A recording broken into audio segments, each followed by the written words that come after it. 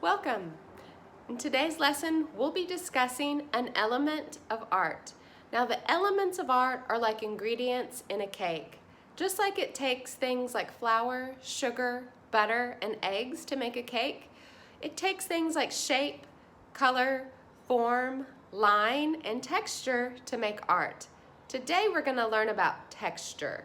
Texture refers to the visual or actual surface quality of an object, or the way that it looks like or it might actually feel if I touch it. Everything has texture.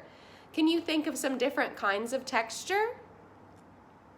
I can think of some kinds like rough, smooth, soft, bumpy, hard, soft, things like that. I'm sure you can think of other ones. When we talk about texture in art, we can talk about two different kinds. There's actual physical texture, meaning it's something that I can touch and feel, even though we're usually not supposed to touch the art, are we? There's also visual or implied texture. That means the artist has used techniques to create something that looks like texture, looks like it feels like something, but maybe it's just a two-dimensional flat piece of paper and it doesn't actually have the texture that it looks like it has. We're going to do a quick experiment to give you an example of the difference between the two, all right? And you can do this with me at home. All you need is a piece of white paper. Copy paper is good, the thinner the better, and just a plain crayon. I like to take all the wrapping off my crayon and break it in half for this exercise. So check out this wall behind me. It's very exciting, isn't it? But if you look closely, you'll see that this wall is textured. That means that it has a surface quality to it that when I run my hands across it, I can feel. Some places it's smooth, but in most places it's very bumpy. So we are going to use our paper and our crayon to go from physical texture, actual texture, to implied texture. So just take your piece of paper and put it on your wall. You see? And then hold your crayon like this. Put it flat against your paper and without going off the paper, so be very careful, don't color on your wall. We're just going to rub our crayon over our paper. And what do you start to see? The texture of the wall. So friends, look closely. When you look at this, what words come to your mind? Bumpy, kind of ridgy, maybe not smooth. Some different things that might come to your mind. Different people might see different things in this.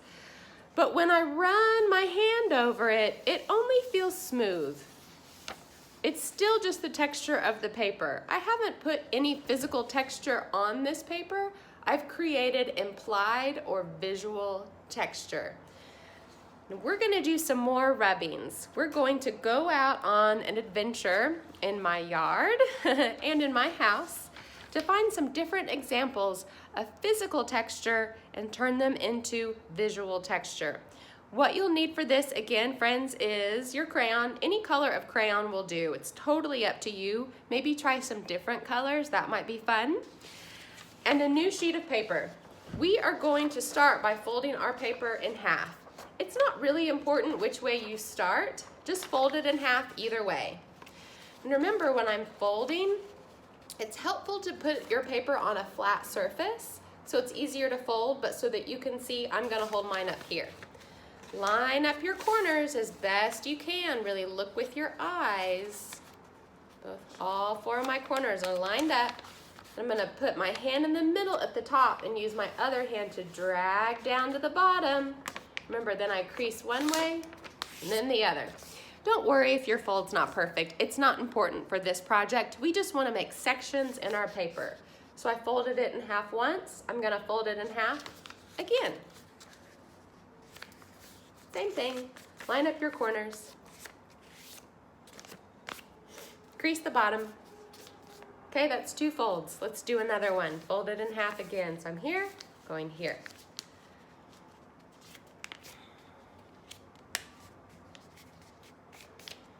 I think that's enough folds. Let's open this back up. Got my paper, I've got my crayon. I am going to head outside and see what other physical textures I can find. See you in a bit. Okay friends, I found something really, really great to try a texture rubbing on. You see this braided, it's called jute. This is a type of grass that's been dried out. So I'm gonna put my paper on top and with my crayon, rub, rub, rub. This is very bumpy, so it's hard to get all the texture in this one, but that's okay. Remember, be careful not to get the crayon on the furniture. There's this one. Let's head outside and see what else we can find. Okay, tree bark. Really, really great texture. Let's see what this looks like.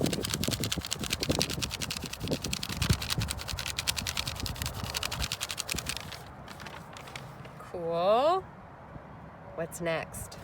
Okay, friends, your goal is to fill up your paper with as many textures as you can find in each one of your folded squares. Let's see what this one looks like.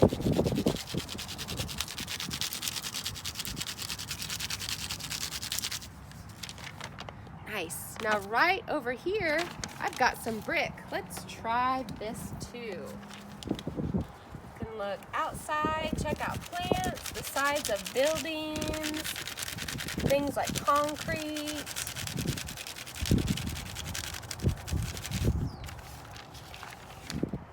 Okay, great, let's keep going.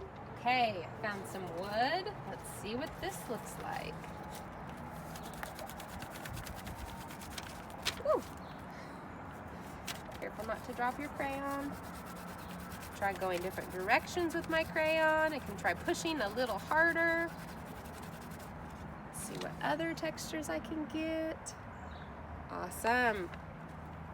Hey, something else fun to try. Find a plant, a leaf of some sort. This is part of my fern. I'm going to set it on a smooth surface so there's no other texture to interrupt. Put my paper on top of it and do my rubbing. Ooh, that's neat. With this one, if you press really hard, you'll get a really nice impression of the leaf. Awesome. Now that we have explored ways to turn physical texture, this, into visual texture with our rubbings, we're going to explore how to actually draw your own visual texture for your projects to add some detail. So I've got a few examples of some different textures, different materials that we can use for our own texture drawing project. I've got our friend, the sweet gum seed, little spiky guy. I've got a brick. A whole real brick.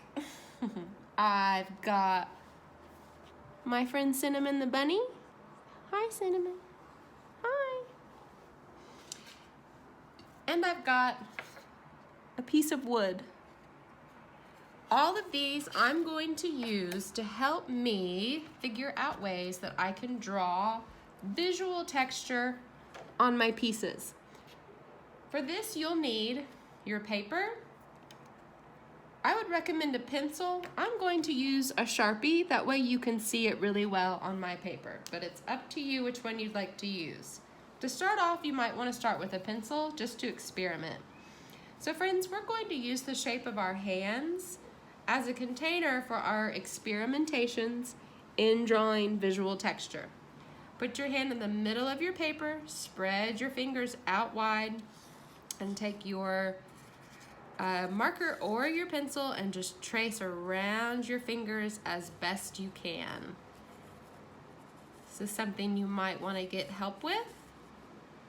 You can have someone else trace your hand. You can trace their hand for them, and you can work on your visual textures together.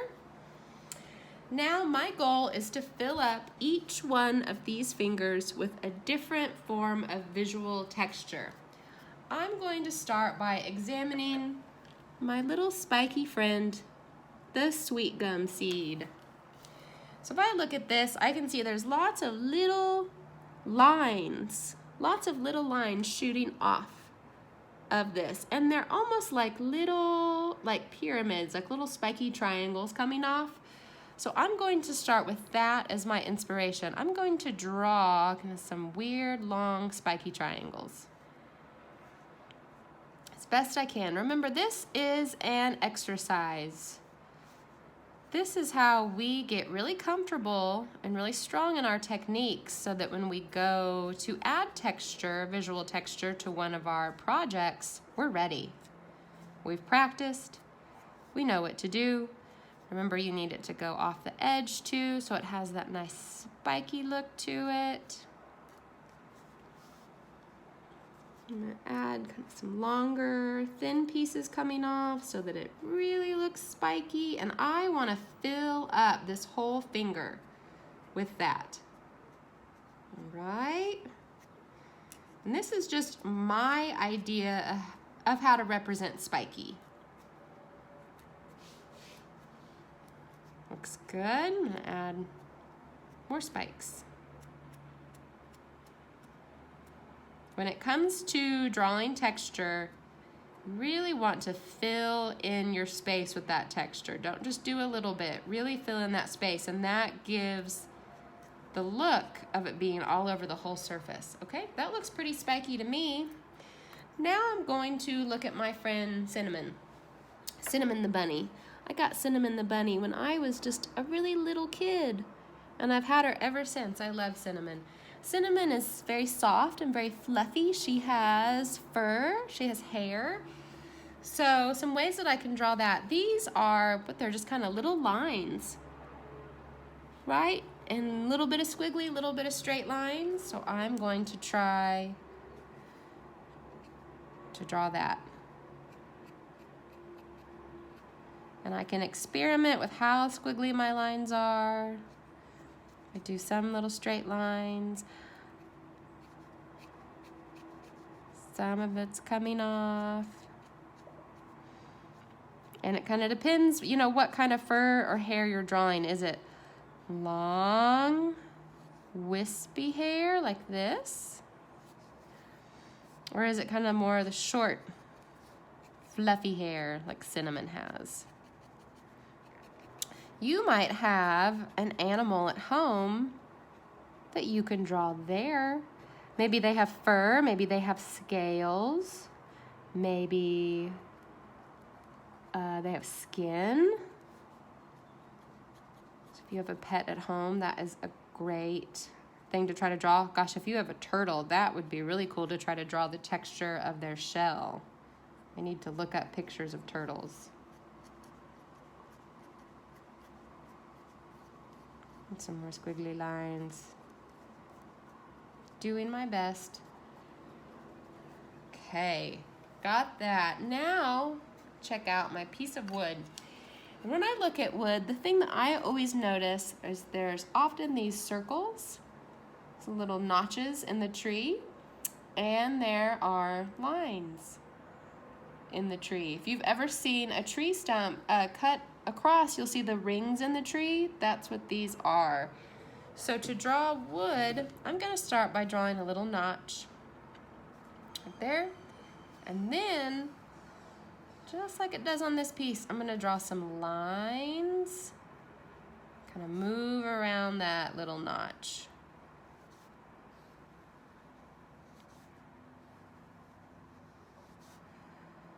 And I can do another one. Just think about, with wood, pieces of wood, they come from trees. Trees have rings. You're going to have lots of these, we call these concentric lines, the lines that are next to each other. Kind of follow that same shape. All right, awesome. Now I've got my brick. So in drawing texture of brick, I'm gonna think about how I normally see brick, which is all stacked up on the wall of a house, right? And usually,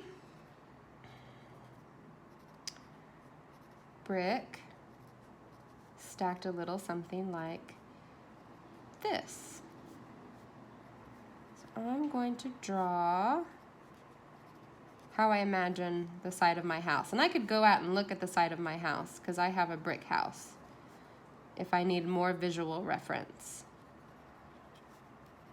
And I'm just gonna do my best. It's okay if they're not all exactly perfect because you're getting the idea of the visual texture of brick. It's also the pattern, the way that brick is laid like this is really important. So the pattern as well as the visual texture is giving you clues as to what it is. And then once I have these all done, I can also go back in and add maybe some little bumpy texture, some dots and some lines, because brick is very bumpy. Brick has a lot of texture, doesn't it? So I'll get the idea, can experiment with that. I can even color in between my brick if I want to really make those bricks pop, but that's up to you. And I think the last one that we are going to try is, think about something like pebbles. I think it was this one that I did the rubbing of the little pebbles in concrete outside. When I look at that, I can see all the different little grooves in between each pebble, but I see like little dots. And when I think of pebbles, pebbles are like little round stones. So I'm gonna draw little circles, ovals, oblongy, circly shapes. It doesn't have to be perfect because that's, you know, pebbles are natural. So they're a circle-like shape, but not totally circles. All right, so I would keep going and fill in all 5 fingers. Once I'm done with that, I'm gonna take a look at my skin itself. Take a look at the palm of your hand. What do you see in that palm of your hand? I see texture, I see lines. You see that? So now let's see if we can experiment with drawing in some of the texture from our skin onto the actual palm itself. So, just gonna do my best. Follow along what I see.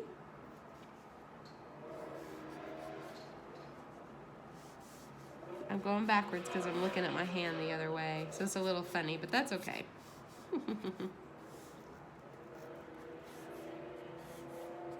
So yeah, lots of lines on the skin. You might not have as many lines in the palm of your hand because your hand is most likely younger than mine, but be interesting to, you know, look if you have different ages of people in your household. Check out their hands, check out their skin, see how the skin changes over time. It can also change. I know we've all been washing our hands a lot, so we might have kind of pruny hands.